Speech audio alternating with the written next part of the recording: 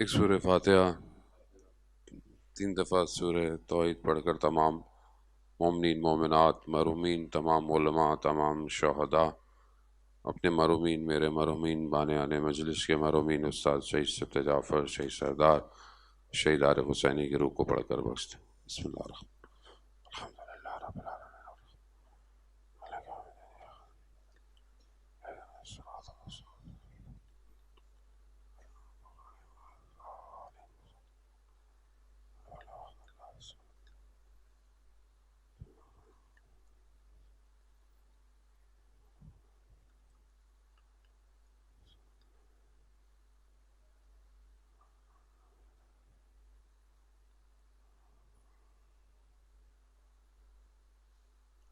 امام زمانہ کی سلامتی کے لیے ایک دفعہ صلوات پیش۔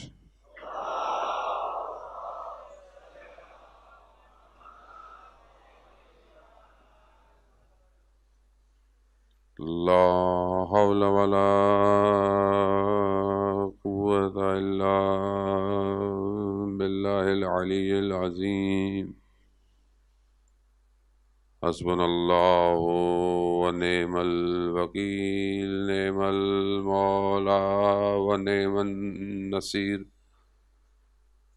أعوذ بالله من الشيطان الرجيم بسم الله الرحمن الرحيم الحمد لله الذي يؤمن الخائفين وينجي الصالحين ويضع المستكبرين ويهلك ملوكا ويستخلف آخرين والصلاة والسلام على رسول ثقلين محبوب رب المشرقين والمغربين جد الحسن والحسين نبینا سیدنا بالقاسم محمد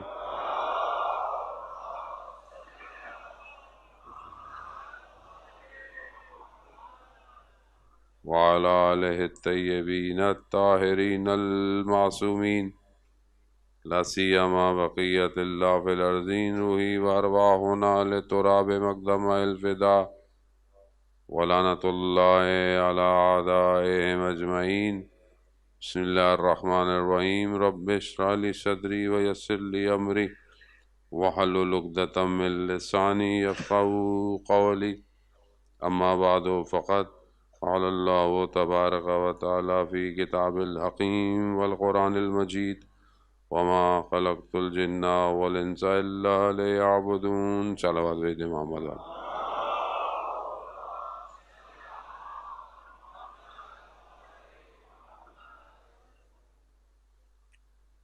عزیزان محترم، ایام فاطمیہ سلام اللہ علیہ کی مناسبت سے مجالس کا انعقاد آپ کی خدمت میں 5 روزہ مجالس میں سے پہلی مجلس کی خدا نے توفیق عطا فرمائی ہے۔ 2 روایات جو بہت زیادہ مستحکم ہیں بی بی کی شہادت کی، ایک 13 جمادی الاول ہے اور ایک 3 جمادی الثانی۔ مختلف جگہوں پہ بہرحال دونوں روایات پہ مجالس ہوتی ہیں۔ ابھی بہرحال پوری دنیا کے اندر یہ سلسلہ جو ہے وہ کہ پہلی سے لے کر دوسری تک مجالس جاری اور ساری رہتی ہیں، اور بعض علماء اکرام کی نگاہ میں جب ایام فاطمیہ بہت زیادہ معروف ہو جائے تو یہ ظہور کی ایک نشانیوں میں سے ایک نشانی ہے، کیونکہ اللہم صلی اللہ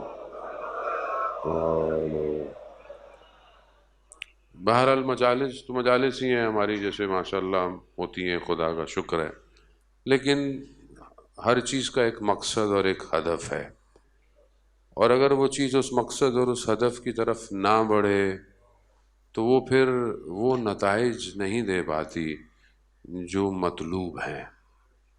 البتہ ہم سب طالب ہیں اور ہم سب اس مطلوب کی طرف بڑھ رہے ہیں۔ ایام فاطمیہ کا اپنا ایک سٹرکچرڈ ہے، اپنی بحثیں ہیں، اپنی گفتگو ہے، گو کہ جس معاشرے میں ہم رہتے ہیں ہمارے لیے آسان نہیں ہے ان سارے مطالب کو عیاں کرنا، لیکن جتنی بہرحال خدا طاقت اور وسعت دے ہمیں اس کے باطن میں سیر کرنا پڑے گی، کیونکہ یہ بہت امپورٹنٹ مسئلہ ہے کہ ظہور کیوں نہیں ہو رہا اور ظہور کے رکاوٹیں کیا ہیں، کیونکہ جب تک یہ ولایت سمجھ میں نہیں آئے گی کہ جس کو تاریکی میں ڈھانپنے کی کوشش کی گئی اور ایک خاتون نے اپنا کردار ادا کر کے اس ولایت کی روشنیوں کو ہم تک پہنچایا ہے، تو اس لیے بہرحال ہم اس وادی میں وارد ہوں اور خدا میں توفیق دے کہ چند دن جو بہرحال آپ کے درمیان میں ہے، بہرحال ہمارے بعد مولانا صاحب عارف شاہ کاظمی بھی آپ کی خدمت میں حاضر ہیں، انشاءاللہ بہتر استفادہ کریں، متصل ہوں، اتصال ضروری ہے باطن سے کہ جب ہم اس مقام پہ پہنچیں تاکہ ہم اس وادی کو سمجھ پائیں کہ وادی کون سی وادی ہے۔ دوسری طرف ایک کہ صرف ہم اپنی طرف بڑھنے کی کوشش کریں لیکن اس رکاوٹوں کو نہ پہچانیں۔ قرآن جو ہے وہ جب ذکر کرتا ہے، انسانیت کی بقا کی بات کرتا ہے، تو قرآن اپنے قصوں کے ذریعے سے، اپنی ان واقعات کے جو انبیاؤں کے واقعات ہیں وہاں پر گھر کی توصیف کرتا ہے، گھر کی تعریف کرتا ہے۔ پروردگار قرآن میں ارشاد فرماتا ہے، مشہور جو ہے وہ آیت ہے فضائل اہل بیت میں کہ فی بیوت، ایسے گھر ہیں کہ جس میں اللہ نے رفعت کی اجازت دی ہے، بلندی کی اجازت دی ہے۔ کتنی بلندی؟ کہا عرش تک کی بلندی کی خدا نے اجازت دی ہے اس گھر کو، اور یہ وہ گھر ہیں کہ جس میں ذکر ہوتا ہے۔ اب یہ کوئی اور گھر نہیں ہے، یہ وہی گھر ہے کہ جس کا دروازہ مسجد نبوی میں کھلتا ہے۔ اب یہ گھر جو بلندی کی طرف لے کے جاتا ہے، یہ وہ گھر جس میں ذکر ہے۔ اب یہ ذکر اور یہ رفعت جو ہے یہ صرف اس گھر کے لیے نہیں ہے، بلکہ اس گھر سے نکل کر اس نے پورے عالم کو روشن کرنا ہے۔ وہ نور جو اس گھر سے نکل رہا ہے اس نور نے پورے عالم کو روشن کرنا ہے، اور یہ نور اللہ نور السماوات، اللہ ہی نور ہے جو زمین اور آسمان کا ہے۔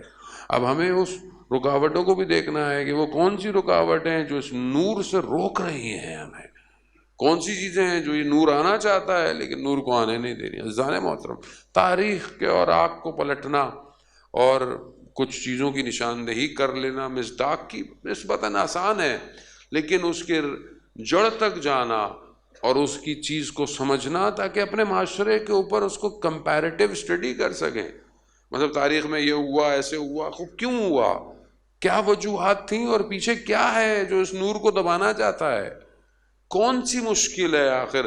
مطلب آپ تاریخ میں دیں، قرآن کے واقعات اور حدیث اور روایات دیکھیں، جب بھی کوئی اللہ کا ولی آیا ہے اس کے سامنے رکاوٹیں آئی ہیں۔ کیوں اس کے سامنے رکاوٹ؟ پوری سسٹم اس زمانے کا اللہ کے ولی کے مقابلے میں ہے۔ مثلا آپ حضرت موسیٰ علیہ السلام، حضرت موسیٰ، فرعون جو اتنی طاقت رکھتا ہے ظاہری طور پر، اپنے آپ کو ربکم الاعلیٰ کہتا ہے، آسان نہیں تھا۔ مطلب اگر آپ ابھی بھی اسٹڈی کریں، اہرام مصر جو ہیں وہ کوئی آج اس زمانے میں کرینے نہیں تھیں، کیا چیز تھی، اور جو وزن ہے ایک ایک پتھر کا اس کو ممکن نہیں ہے اٹھانا، مگر اتنی ذہنی فکری جو بلندی پر ایک قوم پہنچی ہوئی ہے، اور پھر اس کا بہرحال ایک ظاہری بادشاہ ہے، سارا سسٹم ہے، خوب سسٹم عقلانی طور پر کوئی فارغ سسٹم نہیں تھا۔ مطلب وہ چیزیں جو بنائی ہیں ابھی تک لوگ کشف کر رہے ہیں کہ عجوبے کیا ہیں، اس ارتقاء کے اوپر ظاہری طور پر پہنچے ہوئے کے اندر میں ایک شخص سے کیا مسئلہ ہے، کیا شخص اگر پیدا ہو بھی جائے پہلے تو ابھی پیدا نہیں ہوا ہے، لیکن پیدا ہونے سے پہلے مشکل شروع ہو گئی کہ بھائی پیدا نہیں ہونے دینا. وہ کیا ہے، ایک بچہ پیدا ہو جائے گا تو کیا کرے گا، کیا خطرہ ہے. تو یہاں صرف ظاہر نہیں ہے، یہاں باطن ہے. باطن، وہ باطن کہ جو دشمن ہے ولایت الہی کا، وہ ایک لمحہ اجازت نہیں دیتا کہ کوئی ولی دنیا میں آئے. پہلے دن سے اس نے یہ ٹھانی ہوئی ہے، اللہ کی بارگاہ میں اس نے قسم لی ہوئی ہے، پروردگار مجھے وقت دے. خوب یہ اتنا آسان نہیں تھا، خوب ایک بچہ آتا چلا آتا، نہیں آنا چاہیے. یہ پورا سسٹم کولیپس ہو جائے گا. لوگوں کے جن کے حمل تھے ان کے بچوں کو زندہ مارا گیا، مگر خدا اپنے نظام کے ساتھ اس حمل کو مخفی کیے ہوئے کہ پتہ نہ چلے کہ حضرت موسیٰ کی ولادت ہونے والی ہے. اور جب ولادت دی تو ماں کو یہ تسلی دی. ماں کے لیے آسان نہیں ہے اپنے جگر کے ٹکڑے کو دریا میں سمندر میں بہا دے اور چلا جائے. نہیں، ماں کے دل کو تسلی دے رہا ہے، گھبراؤ مت، ہم اسے تمہاری طرف پلٹائیں گے. قرآن ظاہر ہے اپنے باطن کے اندر چیزوں کو چھپائے ہوئے ہے، مگر میں بیچارے کو کہاں قرآن پڑھنے کی توفیق ہے. پڑھ بھی لی تو اوپر سے سمجھے گا کون. مولانا یہ تفسیریں جو لکھی گئی ہیں کون سمجھے گا. خوب ایک بہت بڑے عالم دین، وہ آپ تفسیر المجمع البیان جو ہے وہ شیخ طبرسی کی ہے غالباً، یعنی مر گئے وہ قبر کھودنے والے جو ہوتے ہیں، وہ پہنچے تو اندر سے آواز آئی مجھے باہر نکالو. گھبرا کے جانے لگے، کہا نہیں مجھے باہر نکالو. اس وقت خدا کی بارگاہ میں خدا سے مہلت مانگ رہے ہیں کہ اگر میں زندہ ہو جاؤں تو میں قرآن کی تفسیر لکھوں گا. یعنی فرصت زندگی کی ضائع نہیں کرنی. اور میرے پاس اتنی فرصت نہیں کہ جو لکھی ہوئی ہیں ان کو پڑھ لوں. کب پڑھوں گا میں؟ جب آپ نہیں پڑھیں گے تو میرے جیسے ان پڑھ مولانا آپ کا وقت ضائع کریں گے آگے. پھر آپ بولتے ہیں معاشرہ ترقی نہیں کر رہا، معاشرے کے مسائل حل نہیں ہو رہے. تو تھوڑی سی آپ محنت کریں تو آپ کے پاس بھی کوئی پڑھا لکھا آئے گا سنانے کے لیے، ورنہ آپ بھی جائیں اور وہ بھی گھر چلا جائے گا. اور جانے محترم فرصت تھوڑی ہے زندگی میں، وقت نہیں ہے. یہ سوچنا کہ وقت ہے اور آگے میں کچھ نہیں، کسی کو نہیں پتا یہاں سے اتر کے سانس ہے یا نہیں ہے، کسی کو نہیں پتا. ائمہ علیہ الصلوۃ والسلام، خود امام رضا علیہ الصلوۃ والسلام ارشاد فرماتے ہیں،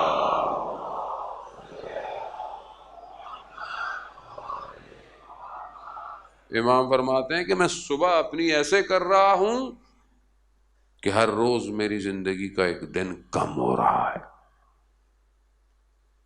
کم ہو رہا ہے اس کا مطلب کیا؟ اس کا مطلب ہے کہ کبھی بھی ختم ہو سکتا ہے، کسی کو نہیں پتا.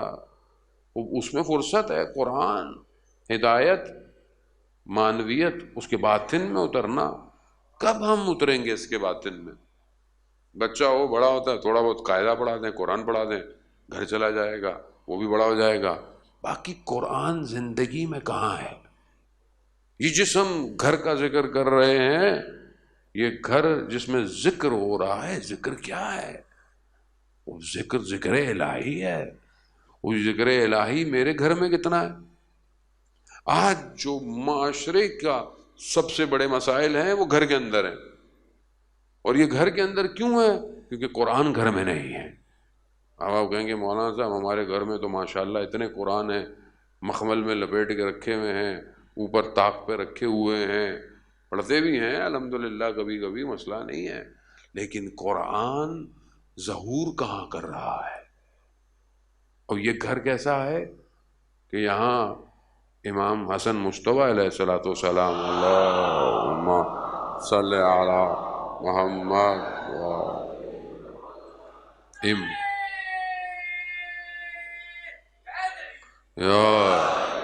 امام جب چھوٹے ہیں مسجد سے گھر آتے ہیں اور آ کر اپنی والدہ کو بتاتے ہیں آج کون سی وحی نازل ہوئی، آج وحی کے بعد رسول خدا نے بیان کیا ساری چیزیں، جب کہ رسول خدا بھی جا کر روز اپنی بیٹی کو بتاتے ہیں، امام علی بھی جا کے بتاتے ہیں، مگر بچے سے بھی پوچھ رہی ہیں کیا ہوا آج سارے دن.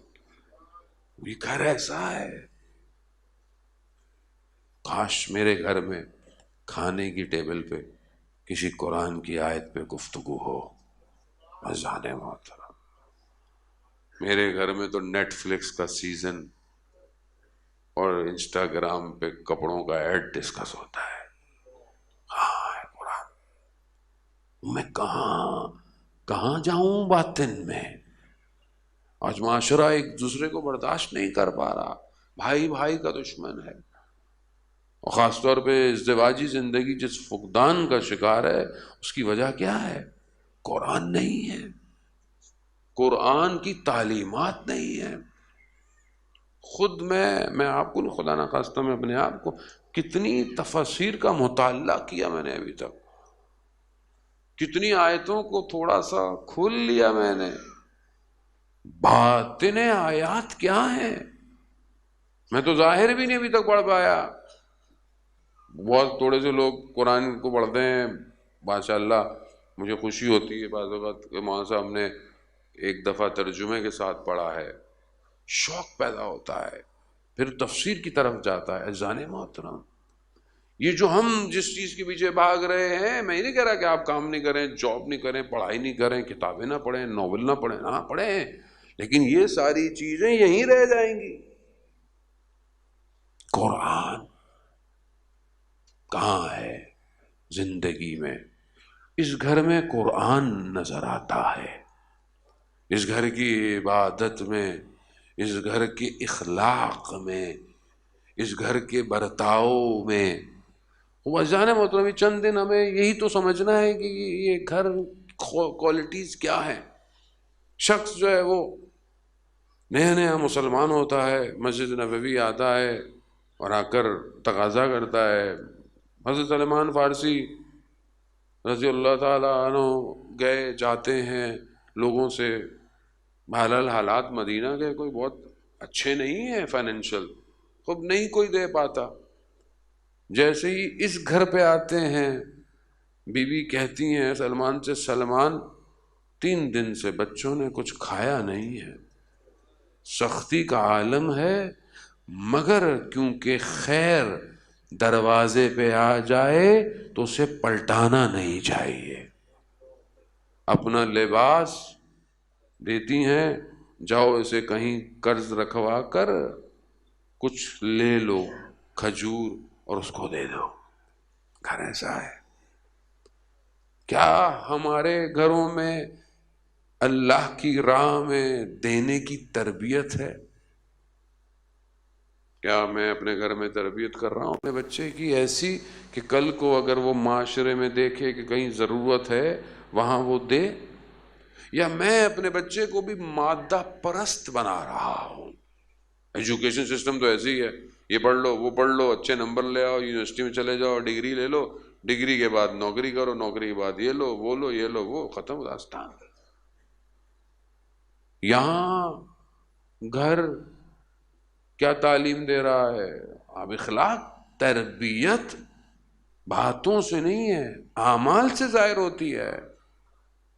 فقیر جب آتا ہے سائل امام حسین علیہ السلام کی خدمت میں،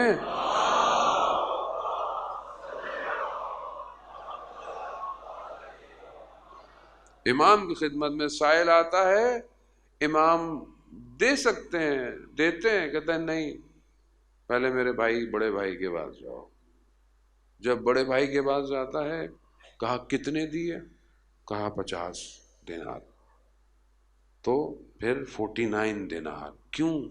بھائی کے احترام میں.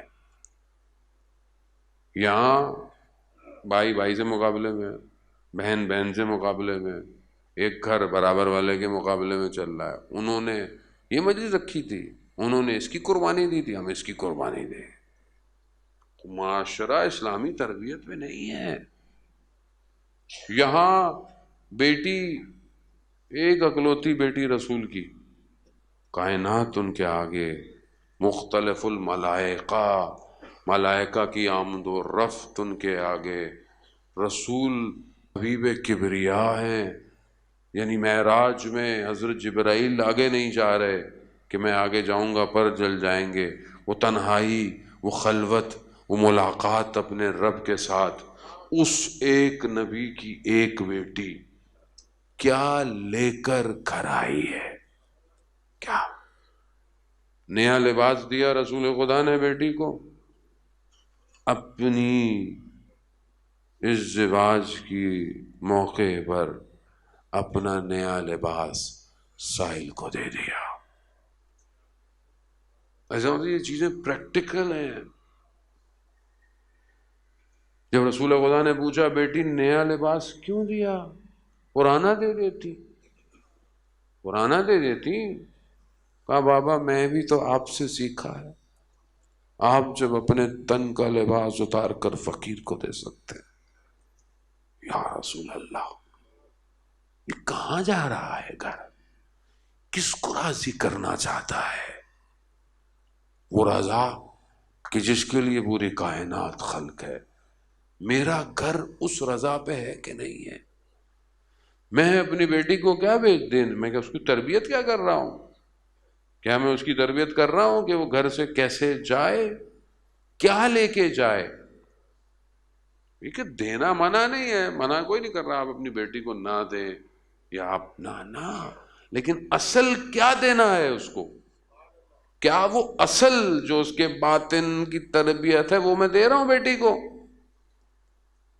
کہ بیٹا مشکلات میں خدا کے دروازے کو مت چھوڑنا، اللہ کی راہ میں اپنی ذات کو گم نہ کر دے، اپنے گھر میں احترام کرنا، صبر اور تحمل کرنا۔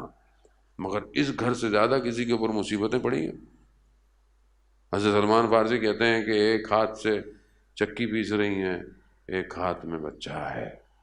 میں نے کہا یا بیوی مجھے دے دیجئے یا مجھے کام کرنے دیجئے۔ اتنی مشکل، اتنی سختی کے مولا کائنات نے کہا کہ جائیے بابا سے کچھ مانگیے، بابا کے پاس جائیے۔ جاتی ہیں کہ مجھے کچھ دے دیں، میرے کاموں کی کوئی مدد کرے، کوئی کام کرنے کے لیے۔ رسول خدا کیا کہتے ہیں کہ بیٹا میرے پاس ابھی ایسی ظاہری توان، یہ حقیقت ہے، اس زمانے میں مشکلات تھیں عزیزان محترم، مگر بیٹی میں تمہیں ایک ایسا تحفہ دوں گا جو قیامت تک کے لیے تمہیں فائدہ دے گا۔ کیا دیا؟ تسبیح 34 دفعہ اللہ اکبر پڑھو، 33 دفعہ الحمدللہ پڑھو، 33 دفعہ سبحان اللہ پڑھو۔ یہ تسبیح، کوئی تسبیح کیسے فائدہ دے گی؟ امام جعفر صادق علیہ الصلوۃ والسلام اللہ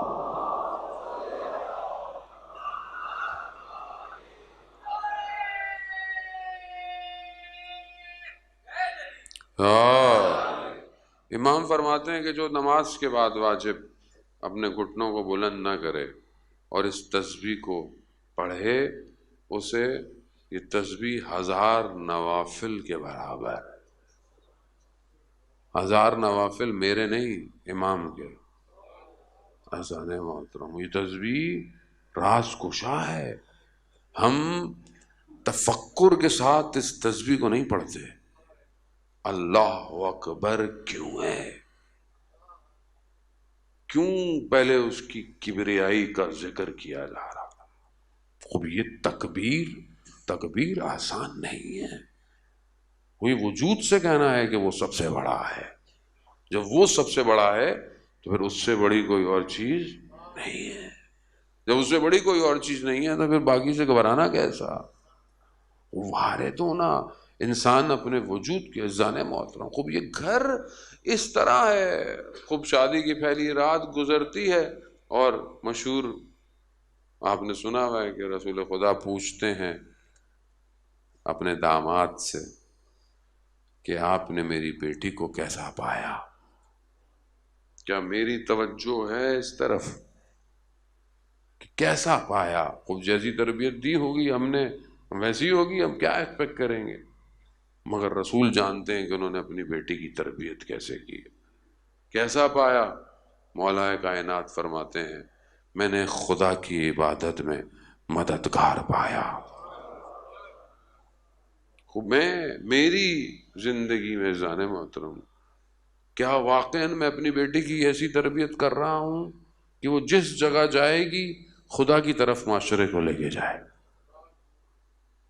یہی اصل کمال ہے، یہی تو اصل کام ہے کہ خدا ہم سے بندگی چاہ رہا ہے۔ کیا میں آج معاشرے کو وہ کردار دے پا رہا ہوں جو کردار کو ضرورت ہے معاشرے کو؟ دوسری طرف جو اس کردار کو خراب کر رہا ہے وہ کون ہے؟ وہی جس نے پہلے وقت سے خدا سے مہلت مانگی ہوئی۔ اور جانی بہت سمجھنا ضروری ہے، ان چند دنوں بہرحال کوشش کریں کہ وہ عوامل، وہ فیکٹر کیا ہیں کہ آج سب سے بڑی جو دشمن کی کوشش ہے وہ اس گھر کو برباد کرنا ہے۔ گھر کون سا؟ یہ گھر جو اسلام جس کو گھر کہتا ہے، خاندان کہتا ہے، فیملی سٹرکچر کہتا ہے۔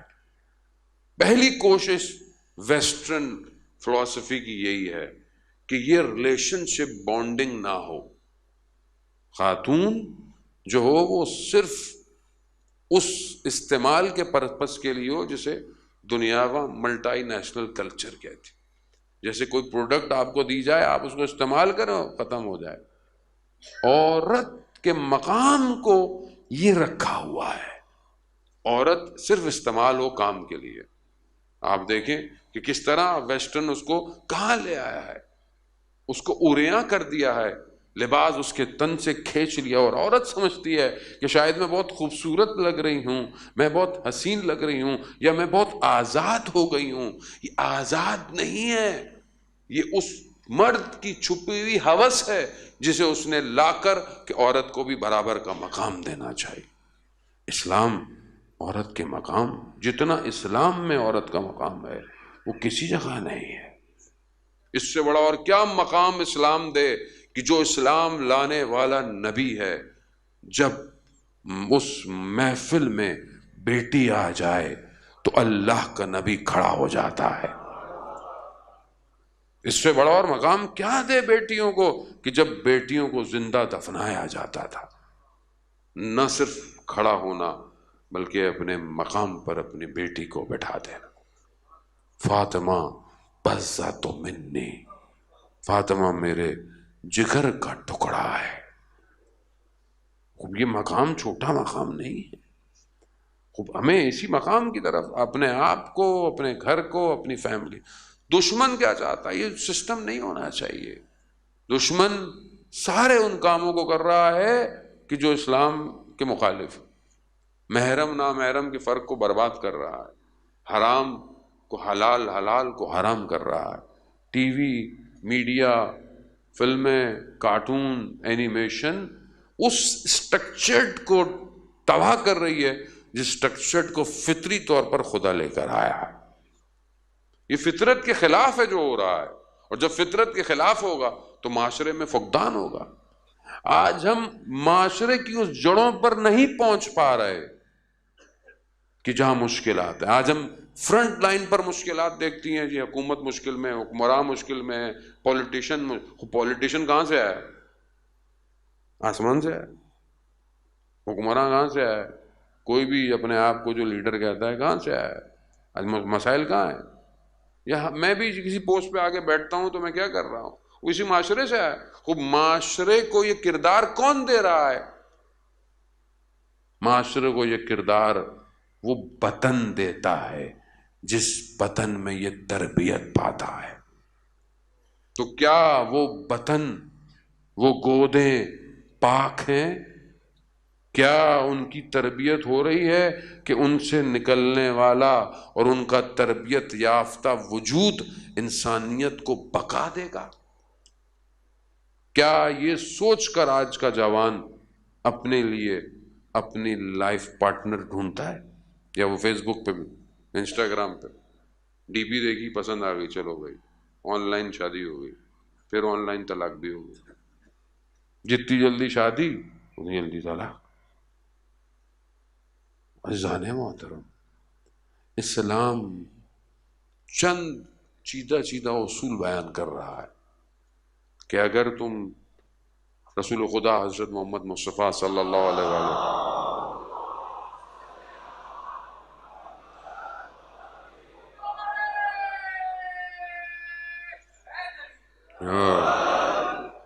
رسول خدا کی ایک حدیث ہے، بہت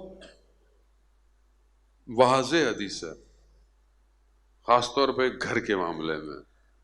پہلا کردار رسول خدا کہتے ہیں وہ گھر بہت بہترین ہے، وہ خاتون بہت بہترین ہے جو شوہر کے وجود کو خوشحال رکھے، اس کی غیر موجودگی میں اس کی اپنی عفت کی حفاظت رکھے اور اس کے مال کی حفاظت کرے جو وہ چھوڑ کے گیا ہے۔ بھائی یہ خاتون بہترین خاتون ہے۔ کہا دوسری چیز کہ وہ سواری بہترین سواری ہے جو اسے اس کی منزل تک بڑی تیزی سے پہنچا دے۔ تیسری چیز گھر کہ جو کشادہ گھر ہو۔ اگر یہ تین چیزیں تمہارے پاس ہیں تو خدا کی خیر ہے تمہارے اوپر، اور اگر یہی تین چیزیں اپوزٹ ہیں، یعنی خاتون ایسی کہ جس کا کردار تمہارے لیے اذیت کا باعث ہو، تمہارے مال اور تمہارے امانت کی حفاظت نہ دیتی ہو، تو ایسی خاتون جو ہے وہ بہت خراب ہے۔ یا وہ سواری کہ جو سست اور کاہل ہو، جسے تمہیں مار کر جو ہے وہ اپنی منزل کی طرف جانا ہو، وہ تمہارے لیے کسی کام کی نہیں۔ اور وہ گھر کہ جو تمہارے لیے کشادہ نہ ہو، تنگی کا باعث ہو، اس کا مطلب ہے تمہارے لیے خیر نہیں ہے۔ خوب گھر در و دیوار سے نہیں بنتا، گھر افراد سے بنتا ہے۔ کیا میں افراد کی تربیت کر رہا ہوں؟ یہ جو دوسرا سسٹم پینیٹریٹ ہوا ہے کہ میں ماہ محرم میں بھی میں نے اس کی طرف اشارہ کیا، خوب یہ حادثہ نہیں ہے۔ آپ اس کو تھوڑا سا کینوس کو وائٹ کریں۔ یہ جو رنگ معاشرے میں آج ڈالے جا رہے ہیں، کھانے پینے سے لے کر رہن سہن سے لے کر ہر چیز سے، یہ بربادی ہے، اور یہ اتنا برباد معاشرے کو کر دیں گے کہ یہ سب بکھر جائے گا، اور ہمیں ظاہری طور پر چند چیزوں میں الجھایا ہوا ہے۔ گیم کچھ اور ہے، دکھایا کچھ اور جا رہا ہے۔ ہمیں کیوں اتنی کنسرن ہے؟ وہ مولانا صاحب آپ کو کیا پرابلم ہے؟ اپنی مجلس پڑھیں، گھر جائیں، چار فضائل پڑھیں، مصائب پڑھیں، گھر جائیں۔ آپ کو کیا مسئلہ ہے؟ سسٹم سے پوری دنیا میں ہو رہا ہے، مسئلہ ہے۔ کیونکہ جس خاتون کے لیے آپ آگے بیٹھے ہیں، وہ خاتون جس مقام پہ تھی، جس لیول پر ظاہری طور پر بھی، ایک ظاہری بھی ڈیزگنیشن ہوتا ہے نا کہ ایک نبی ہے کہ جو سارے نبیوں کا سردار ہے، اس نبی کی ایک بیٹی کی ایک ڈیزگنیشن تو ہے نا ظاہری طور پر۔ وہ گھر بیٹھی رہتی، اس نے کیوں اپنے گھر کو چھوڑا؟ وہ خاتون کہ جب نابینا فرد گھر میں داخل ہو رہا ہے، کہا بابا میں ذرا چادر پہن لوں۔ بیٹی نابینا ہے، کہا بابا وہ نہیں دیکھ سکتا، میں تو دیکھ سکتی ہوں۔ وہ گھر کو چھوڑ رہی ہے، کیوں؟ سسٹم کی وجہ سے۔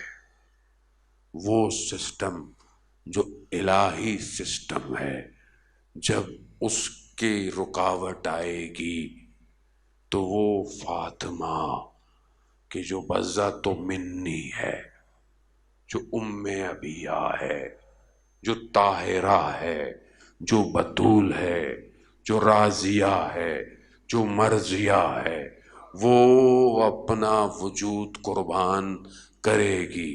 کیوں؟ کیونکہ اس ولایت کو حاکم ہونا ہے۔ ہمارا مسئلہ یہی ہے کہ ہم اس گھر کے ماننے والے ہیں جس کے ہر فرد نے اپنی جان قربان کی ہے۔ تو جب تک وہ نظام حاکم نہیں آئے گا، ہم آرام سے نہیں بیٹھ سکتے، اور وہ نظام وہی لے کر آئے گا جو اس خاتون کا آخری فرزند ہے۔ وہ یہ سب تیاری اسی کے لیے ہے، اور اس کے لیے ظاہر ہے ایک اکیلا آدمی کچھ نہیں کر سکتا۔ گھر چاہیے، گھر والے لوگ چاہیے، تربیت چاہیے، گود چاہیے، امام خمینی رضوان اللہ تعالیٰ علیہ سے پوچھا گیا کہ آپ کی فوج کہاں ہے جب وہ انقلاب لے کر آ رہے ہیں، ریولوشن جب آئی، جب وہ کوشش کر رہے تھے 79-78 میں آئی، وہ اس سے کئی سال پہلے سے کوشش کر رہے. کہا آپ یہ جو کوشش کر رہے ہیں آپ کی فوج کہاں ہے؟ کہا ماؤں کی گودوں میں ہے. وہ یہ ہوا جب ریولوشن آئی اور جب جنگ ہوئی تو کتنے سال کے بچے تھے؟ 13 سال 14 سال. ماں کی گود. ابھی بھی وقت ہے، ابھی بھی اگر ہم تیاری کریں تو آنے والی نسل کو بچا سکتے ہیں. نہ صرف نسل کو بلکہ پوری دنیا کو بچا سکتے ہیں. ہمارے ساتھ تو جو ہو گیا وہ ہو گیا، اس نسل کو بچائیں. یہ نسل جس اٹیک کے اندر ہے ہم سوچ بھی نہیں سکتے. یہ جو سسٹم ڈیزائنڈ ہے، ویسے بھی آن لائن کا، ہر چیز آن لائن، یہ بچہ بھی آن لائن ہے، پڑھائی بھی آن لائن ہے، اسکول بھی کھل گئے پھر بھی آن لائن ہے، سب کچھ کام بھی آن لائن ہے، خریداری بھی آن لائن ہے. یہ حاکمیت کوئی اور ہے. یہ جس طریقے سے اسے کوپ کر رہی ہے، ہم ابھی نہیں پہنچ پائے اس لیول پر. عزیزان محترم، پہلے زمانے میں لوگوں کو کچھ کھلایا پلایا جاتا. داعش میں ویڈیو جب وہ دیکھتے تھے کہ یہ کیسے قتل کر رہے ہیں لوگوں کو، مطلب ان کے اندر انسانیت نہیں ہے، اس کو احساس نہیں ہوتا کہ کاٹ رہا ہے. ان کو گولیاں کھلائی جاتی تھی. ڈاکومنٹریاں موجود ہیں، ساری چیزیں سب آپ کے پاس ہے. ایسی گولی بنائی گئی کہ جو اس سے انسانیت کی حس کو کھینچ لے، اس کے اندر حیوانیت اور بربریت آ جائے. وہ گولی کھائے اس کے بعد اسے پتہ نہیں وہ کیا کر رہا ہے. اس لیے ابھی جو وائرس ڈیزائن ہو رہے ہیں، بہرحال گفتگو ہے کس حد تک کیا ہے، بہرحال ہو رہا ہے.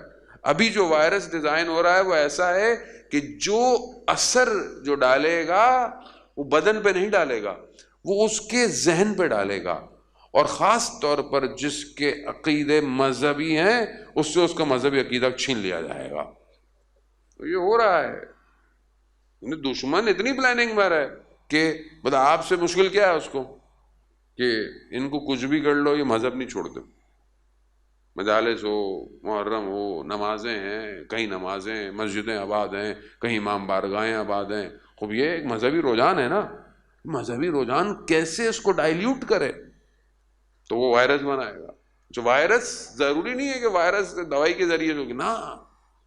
سوشل میڈیا جو پلیٹ فارم ہے، اس کے جو الگورتھم ہے، اس کی جو کوڈنگ ہے، وہ اس طرح ڈیزائنڈ ہے کہ جب آپ اس میں انوالو ہو جائیں گے تو وہ آپ کے ذہن کو وائرس کی طرح کام کرے گا. یعنی گولی کھلاؤ تو آدمی کیا کرے گا؟ بربری حیوان ہو جائے. ایپلیکیشن اس کو ایسا کر دیں گی کہ وہ حیوان ہو جائے گا. اور یہ ہو رہا ہے دنیا میں، ہوا ہے یہ دنیا میں. ابھی ہونے والے حالات کے اندر مختلف ملکوں کے اندر جو جوانوں کو ورغلایا گیا ہے وہ انسٹاگرام کے ذریعے سے. لیکن ہم ان چیزوں کو ظاہر ہے ہماری اپنی اتنی مشکلات ہیں، ہم باقی چیزوں کو کیا سمجھے دنیا میں کیا ہو رہا ہے. وہ کیسے اس نسل کو بچائیں گے؟ ایک ہی حل ہے، قرآن. اس قرآن کو اپنے طاقوں سے نکالیں اور اپنے باطن میں پیوست کریں.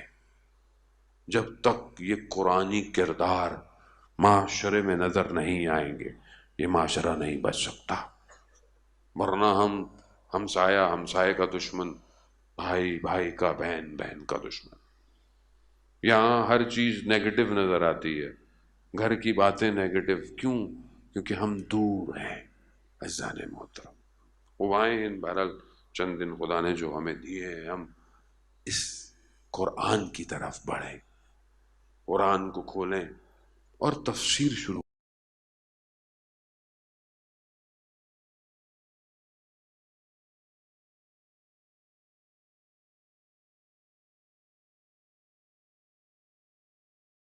میں آپ کو ایک تفسیر کا درس مل جاتا ہے. کتنا ٹائم ہے ہمارے پاس پورے دن؟ تھوڑے منٹ اگر قرآن کے لیے نکال دیں خود معاشرہ ٹھیک ہو جائے گا.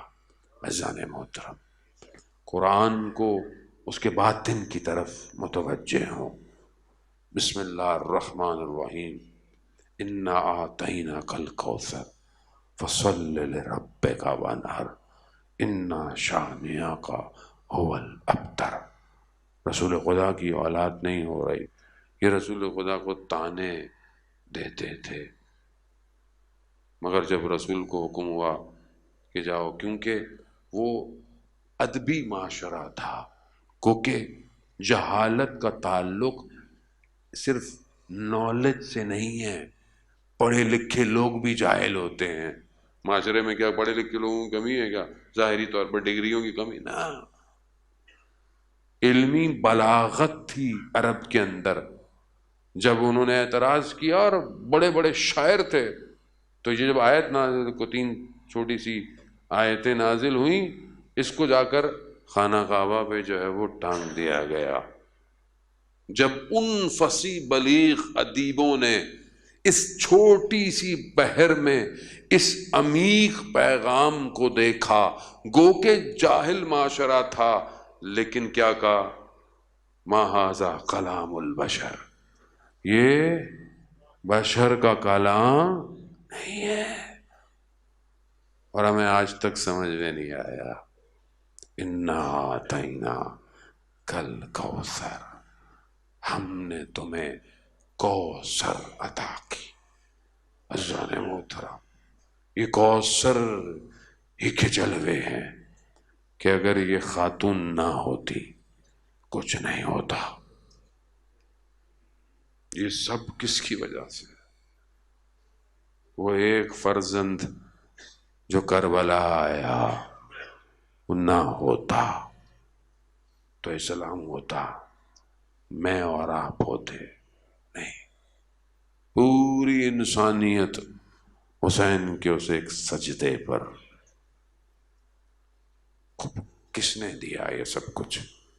اور جو آنے والا ہے پردے میں، چاہے وہ اہل تشیع کے ہاں زندہ ہے، غیبت میں ہے، اہل تسنع کے ہاں پیدا ہوگا، وہ دونوں کے شیعوں کی تو فرق نہیں، شخص ایک ہی ہے۔ وہی وہ کون ہے؟ وہ اسی کوثر کا پھول ہے جو انتظار کر رہا ہے، وہ اسی خورشید کی شعائیں ہیں۔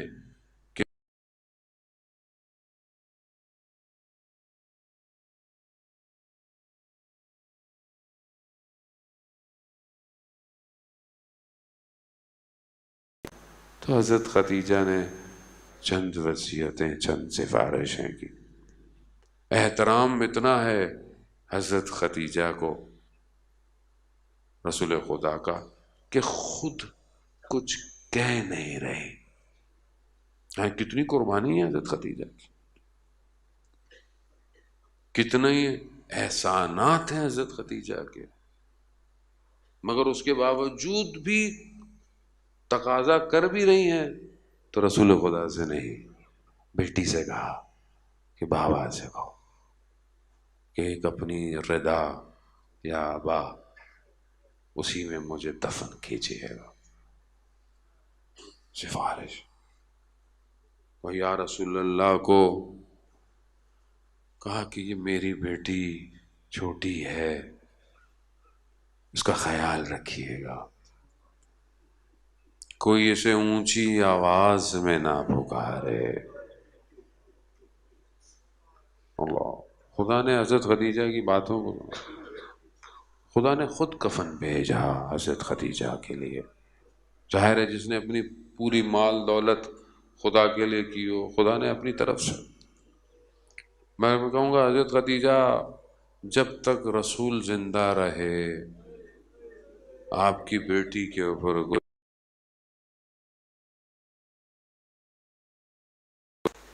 رسول خدا کا آخری وقت ہے، بستر پر ہیں، دروازہ کھٹکھٹایا جاتا ہے، بی بی اپنے بابا کے سرانے پر ہیں۔ بیٹیوں کو باپ سے بڑی محبت ہوتی، یہ بیٹیاں جانتی ہیں یا باپ جانتا ہے۔ بیٹی کا نعم البدل نہیں ہے عزیزان محترم، یہ ہمارا معاشرہ عجیب سا ہے، بیٹا بیٹا کرتا رہتا ہے۔ بیٹی رحمت ہے، رحمت کا سوال نہیں، نعمت کے سوال ہوگا۔ جس گھر میں بیٹی آئے، اور جس گھر میں، امام کی حدیث ہے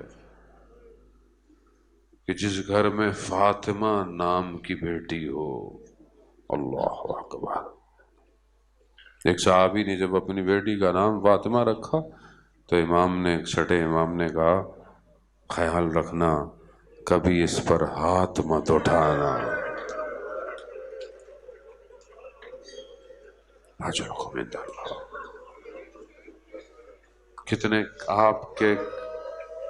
آپ کے قلب کتنے آمادہ ہیں، اللہ اکبر۔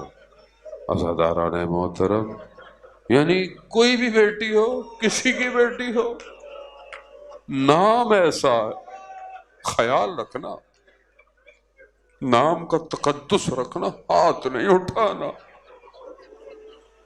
یا ابن رسول اللہ، مگر امت کو کیا ہو گیا تھا؟ ہاں، عزادارہ نے بتاؤ، بیٹی ہے ہی ایسی، بیٹی اپنے باپ کے سرہانے پر بیٹھی ہوئی، دروازہ پھر کھٹکھٹایا۔ ہاں، کون ہے؟ کہا بہت دور سے آیا ہوں میں، خدا کی زیارت کرنی ہے، ابھی ان کی طبیعت بہتر نہیں ہے، پھر بعد میں آنا۔ پھر گیا، 3 دفعہ کہتے ہیں دق الباب کیا، تیسری دفعہ رسول خدا نے کہا بیٹی آپ جانتی ہیں کون ہے یہ؟ ملک الموت ہے، آپ کے احترام میں دروازہ کھٹکھٹا رہا ہے۔ یا رسول اللہ، آپ زندہ ہیں، ملائکہ کھٹکھٹائے بغیر نہیں آ رہے۔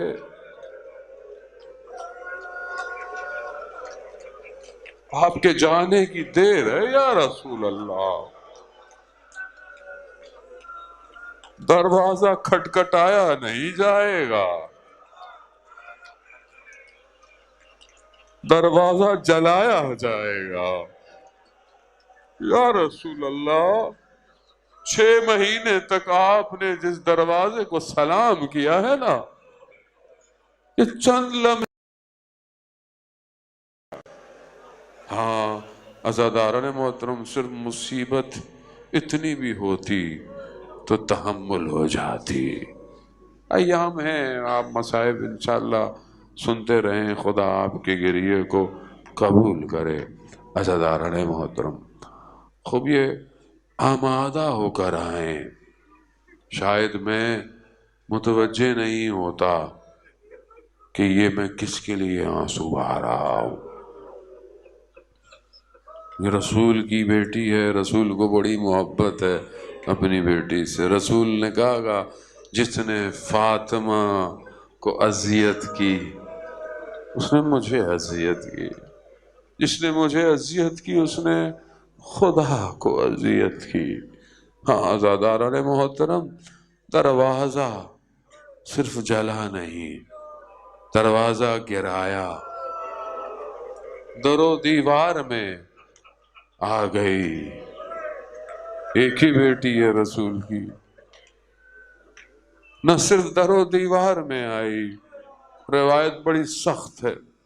یا امام زمانہ، مجھے معاف کیجئے گا، میں خود سید ہوں، مجھ سے خود نہیں پڑھا جاتا، میں تو احترام میں نام بھی نہیں لیتا اپنی جدہ کا کہ کہیں کوئی غلطی نہ ہو جائے، لیکن کیا کر، روایت ایسی سخت ہے کہ نہ صرف در و دیوار میں آئی بلکہ دروازہ جب گرا، دروازے کے نیچے 40 لوگ دروازے پہ چڑھ کے گئے۔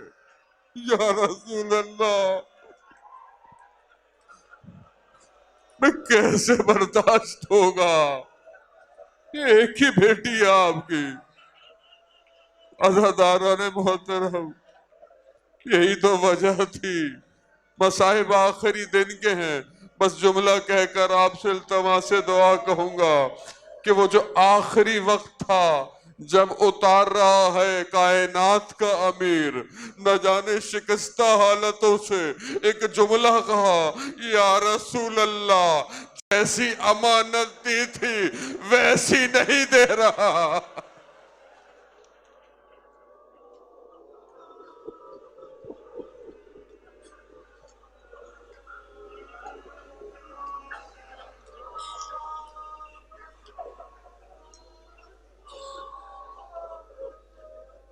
الا لعنت اللہ علی القوم الظالمین وسیعلم الذین ظلموا ای منقلب ینقلبون۔ پروردگار امام زمانہ کے ظہور میں تعجیل عطا فرما، ہمیں ان کے ناصروں ان کے مددگاروں میں شمار فرما۔ سیدہ سلام اللہ علیہا کو ہم سے راضی فرما، ہماری ماؤں بہنوں کو ان کی سیرت پر چلنے کی توفیق عطا فرما، ہمیں قیامت میں ان کی شفاعت نصیب فرما۔ پروردگار معاشرہ آخری زمانہ ہے، فتنے کا دور ہے، ہمیں ان فتنوں میں کامیابی عطا فرما۔ مسلمان جہاں بھی ہیں ان کی جان مال عزت آبرو کی حفاظت فرما، ہمارے وطن عزیز پاکستان کو عزت اور استحکام عطا فرما۔ پروردگار حاضرین مجلس کی جائز خواہشات کو پورا فرما، پانے آنے مجلس کی ان عزاداری کو اپنی بارگاہ میں قبول فرما۔ پیچھے بھی مسجد خیر العمل ٹرسٹ اور جتنے بھی لوگوں نے بہرحال اس مجلس کا میڈیا ساؤنڈ جو بھی بہرحال اپنا کردار ادا کر رہے ہیں، پروردگار انہیں اپنی بارگاہ سے اجر کثیر عطا فرما۔ پروردگار علماء کرام مراجع اکرام کو طول عمر اور سلامتی عطا فرما، بیماروں کو بیمار کربلا کے صدقے شفاء کاملہ عطا فرما، بے اولادوں کو اولاد، مقروضوں کے قرضوں کو غیب سے عطا فرما۔ پروردگار ہمیں حج عمرہ اور زیارات کی توفیق عطا فرما۔ اللہم ارزقنا زیارت الحسین فی الدنیا و شفاعتہ فی الآخرہ۔ صلوات بھیجتے محمد وآلہ